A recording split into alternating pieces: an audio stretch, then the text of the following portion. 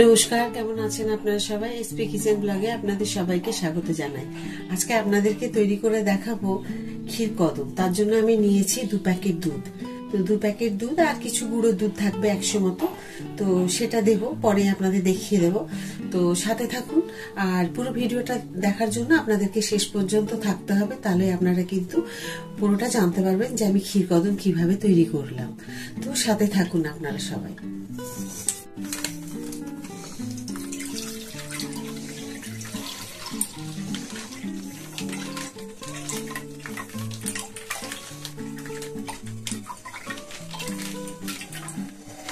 দেখুন দুধটা ফুটে গেছে, আর দুধটা এইভাবে ফুটে অনেকটা কমে যাবে যখন, তখন আমি কি করব তো সেটা তো দেখতেই পাবেন। তো সাথে থাকুন। আর দেখুন অনেকটা 1 লিটার, মানে 1 লিটার না, হাফ লিটার দুধে আমি ফুটিয়ে ফুটিয়ে অনেকটা দেখুন কমে এসেছে, আরো অর্ধেক হয়ে যাবে। তখন আপনাদেরকে আবার আমি দেখাবো। অর্ধেক হয়ে যাক, আমি কাজুগুলোকে পুরো গুঁড়ো করে আমি দিয়ে দেবো ক্ষীরের সাথে। তো এখন আমি গুঁড়ো করে নিই এগুলোকে। কাজুগুলোর সাথে 4টে এলাচের বীজগুলো বের করে আমি দিয়ে দেবো। একটা এলাচ দেখছি এখানে রয়ে গেছে, এই যে দেখুন 4টে এলাচ দেবো। এলাচগুলোকে আমি খোসা ছাড়িয়ে বীজগুলো বের করে আমি কাজুর সাথে এগুলো মিক্সিতে বেটে নেব। দেখুন কাজু আর আমি এলাচের যে দানাগুলো বের করেছিলাম এখানে মিক্সিতে গুঁড়ো করে নিয়েছি। এগুলো পরে আমি দিয়ে দেবো, একটা বাটির মধ্যে ঢেলে আগে রেখে দিই। এই যে গুঁড়ো দুধ আমি এখানে দিয়েছি 100 গ্রাম। এখানে একটু গ্যাসটাকে ফ্লেমটাকে কমিয়ে অল্প একটু করে করে দিয়ে দিয়ে এটাকে মিশিয়ে নিতে হবে, তা নাহলে কিন্তু দলা পেকে যাবে।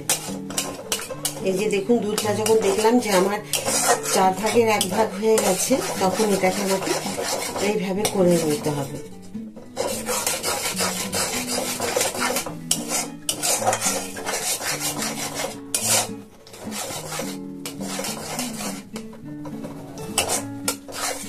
সাথে দিতে হবে কাজু আর এলাচ যে গুঁড়ো করে রেখেছিলাম।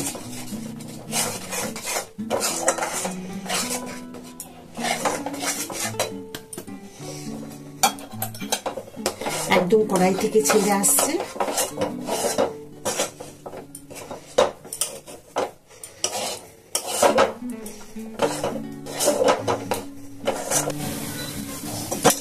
দেখুন একদম শুকিয়ে গেছে, আর এইভাবে কড়াই থেকে ছেড়ে চলে আসবে। দেখছেন নিশ্চয়ই আপনারা, আমি এইভাবে নাড়াচাড়া করছি, একদম কড়াই থেকে নেড়ে চলে আসছে। এর সময় আমি একটুখানি দিয়ে দেব চিনির গুঁড়ো। এই একটুখানি আমি চিনির গুঁড়ো দিয়ে দেব। এই যে অল্প একটু দেব, বেশি দেব না, 2 চামচ মতো। এই যে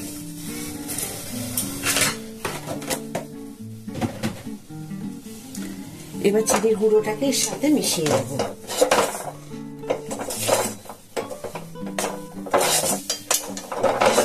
ঠিক আমি যেভাবে করলাম আপনারা কিন্তু এভাবেই করবেন। দেখুন আমি যখন এটাকে পুরো শুকনো করলাম তখন কিন্তু একদম লো ফ্লেমে ছিল গ্যাসটা। তো এইভাবে আপনাদেরকে একদম দেখুন আগের মতো আবার একটা পুরো ডালা পাকিয়ে যাচ্ছে। ঠিক এই পরিস্থিতিতে আপনাদেরকে এবারে গ্যাসটা বন্ধ করে এটাকে নামিয়ে নিতে হবে।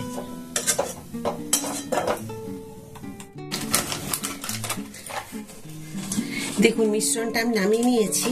তারপরে আমি একটু হাতে জল নিয়ে দেখছি যে একদমই দেখুন এটা এইরকম ডালা পাকিয়ে যাচ্ছে, তার মানে এটা সম্পূর্ণ হয়ে গেছে। আর এটাকে যখন আবার আমি ঠান্ডা হতে দেব তখন মানে আরো সুন্দরভাবে এটা সেট হয়ে যাবে। তো এটাকে আমি এখন এইভাবে রেখে দেবো ছড়িয়ে, এটা সেট হওয়ার জন্য। এখন দিয়ে দেবো আমি আরো 1 প্যাকেট দুধ।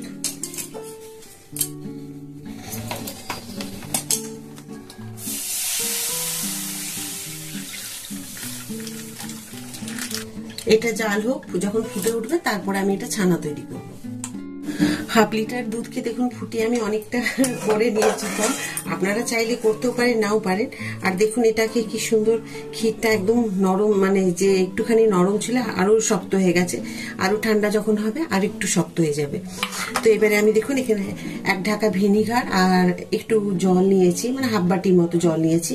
নিয়ে আমি এটার সাথে একটু একটু করে দিয়ে এটাকে ছানাটাকে কাটিয়ে নেব। এবার আর একটু জল বাকি আছে, ওটা দিয়ে দেব।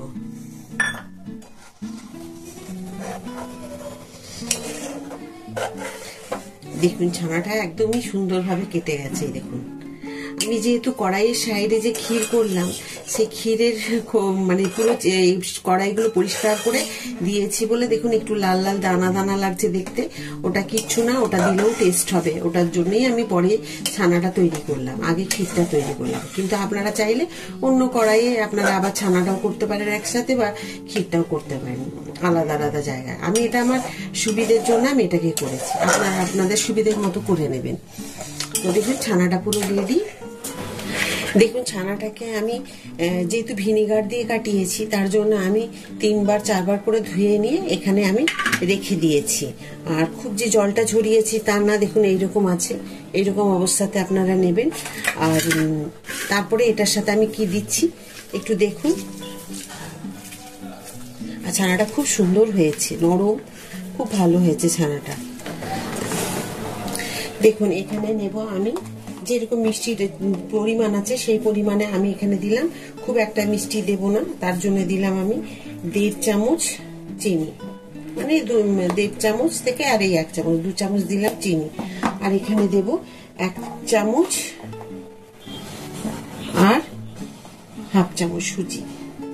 ব্যাস এগুলোকে এবার একটুখানি আমি মিশিয়ে নেব ভালো করে, এইভাবে মিশিয়ে নেব। আপনারা ইচ্ছে হলে সুজিটা দিতেও পারেন, নাও পারেন, আমি দিয়েছি, তো আপনাদের সেটা ইচ্ছে। এখানে গুঁড়ো চিনির পরিবর্তে আপনারা নর্মাল চিনিও দিতে পারেন। আমি কড়াই বসিয়ে দিয়েছি, কড়াইটা বসিয়ে দিয়েছি। এবার আমি দিয়ে দেবো এই মিশ্রণটা ছানার।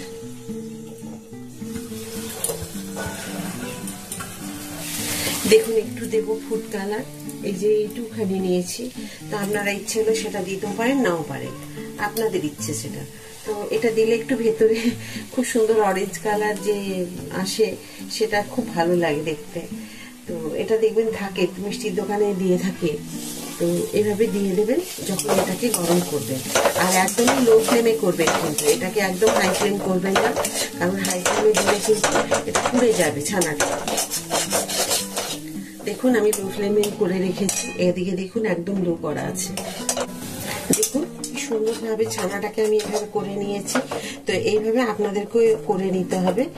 একদম কড়াইয়ের মধ্যে দেখুন লেগে যাচ্ছে না, ছেড়ে চলে আসছে, যেমন আমি ক্ষীরটা করেছিলাম ঠিক সেই রকম। তবে এর থেকে কিন্তু আর শক্ত করা যাবে না, তাহলে কিন্তু পরে যখন ঠান্ডা হয়ে যাবে তখন এটা শক্ত হয়ে যাবে আরো বেশি।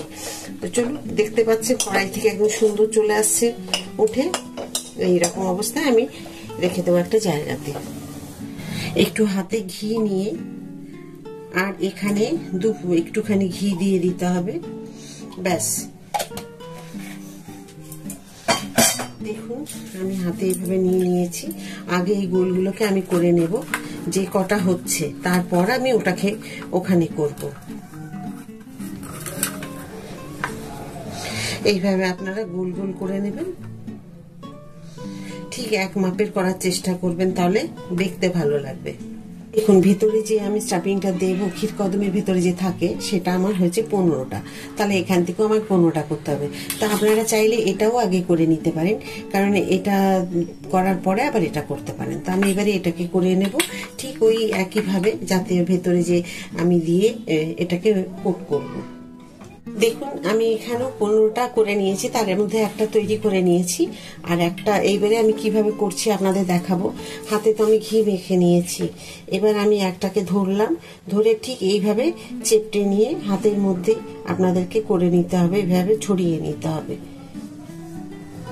দিয়ে একটা গোল এভাবে নেবেন, নিয়ে আস্তে করে এইভাবে, তাড়াহুড়ো করবেন না, খুব যে তাড়াহুড়ো করলেই যে হয়ে যাবে তা নয়। যত ধীরে সুস্থে এইসব সূক্ষ্ম জিনিসগুলো করবেন তত সুন্দর হবে। এই দেখুন, দেখুন কি সুন্দর হয়েছে। আর যেহেতু কাজু দিয়েছি না, এই টেস্টটা কিন্তু একদমই সম্পূর্ণ আলাদা হয়ে যাবে। তো আপনাদেরকে আরেকটা মোড়া দেখাচ্ছি আমি। দেখুন নিলাম আমি, হাতের তালুতে ঘি নেওয়া আছে, ঠিক এইভাবে চেপটে নেবেন। দেখুন প্রেসার দিয়ে চেপটে নিয়ে মুড়ে দেবেন। দেখুন কোথাও দিয়ে কিন্তু বেরিয়ে যাচ্ছে না, ঠিক এইভাবে তারপর গোল করে নেবেন। আর প্রত্যেকটা সুন্দর এক সাইজের হয়েছে দেখুন।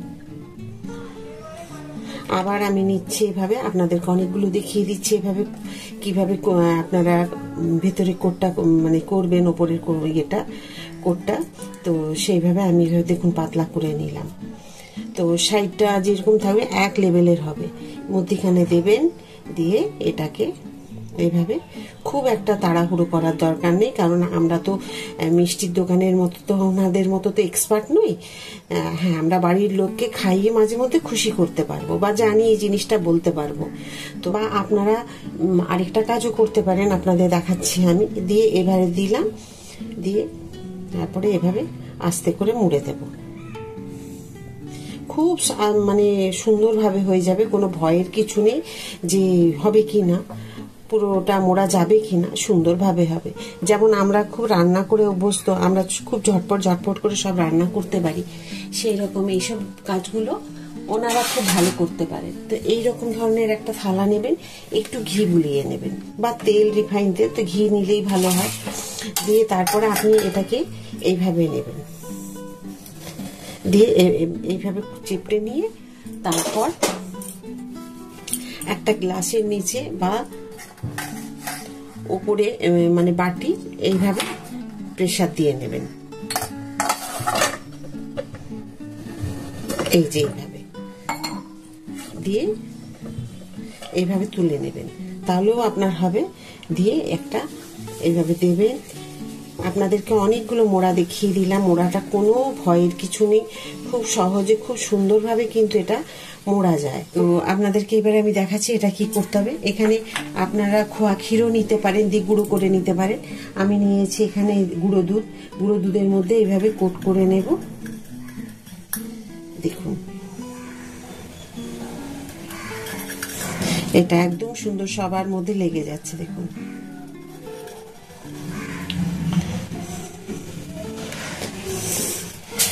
আমার একদম ক্ষীরকদম রেডি, দেখুন কি সুন্দর দেখতে হয়েছে।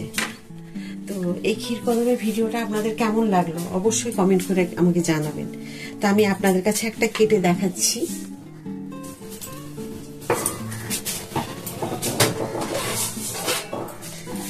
একটা দেখুন আমি কেটে দেখাচ্ছি, দেখেছেন কি সুন্দর হয়েছে দেখতে, দেখুন কি দারুণ লাগছে দেখতে, আর এত সুন্দর নরম হয়েছে। আপনারা চাইলে যে আমি কাজু দিয়েছি, কাজুটা না দিলেও পারবেন, একদম কাজু ছাড়াই করতে পারেন, কোনো অসুবিধা নেই। এলাচটাকে শুধু একটু হামালিস্তায় বা শিলনোড়ায় গুঁড়ো করে নিতে পারবেন, এইটুকু তো এলাচ তো গুঁড়ো হয় না না, আর তো সেই কারণে আপনাদেরকে বলা। তো দেখুন কি সুন্দর হয়েছে, আমি কেটে আপনাদেরকে দেখালাম। তো কেমন লাগলো ভিডিওটা অবশ্যই কিন্তু আমাকে কমেন্ট করে জানাবেন। আজকে ক্ষীরকদমের আমি যে ভিডিওটা করলাম আপনাদের কেমন লাগলো অবশ্যই আমাকে কমেন্ট করে জানাবেন। যদি ভালো লাগে একটা লাইক করে দেবেন, সাবস্ক্রাইব করতে একদম ভুলবেন না। সবসময় যেমন আপনারা আমার সাথে থাকেন ওইভাবেই সাথে থাকবেন। আবার একটা নতুন ভিডিওতে নতুন রান্না নিয়ে আপনাদের কাছে আমি চলে আসবো। সবাই ভালো থাকুন, সুস্থ থাকুন, এই বলে আজকের ভিডিওটা শেষ করছি। নমস্কার।